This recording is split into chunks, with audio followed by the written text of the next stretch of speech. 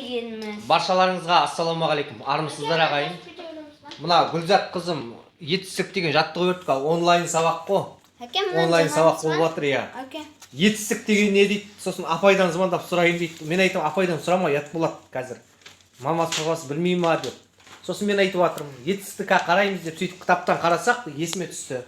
Етістік деген заттың іс-қимылын білдіретін заттар. Не істеді, не қылды деген сұрақтарға жауап береді. Тастады, алды. Не істеді, не қойды деген сияқты.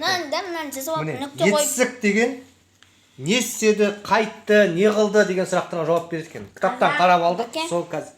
Онлайн сабақ деген енді елдегі қазіргі трендте болып жатқан дүниелерге бүткіл ата-аналар да біледі. Сіздерде де онлайн сабаққа дайындалып жатсыздар ма? Айтып жіберіңіздер, қызық болсын, комментарийға жазыңыздар. Лайк басыңыздар, парақшаға тіркеліңіздер.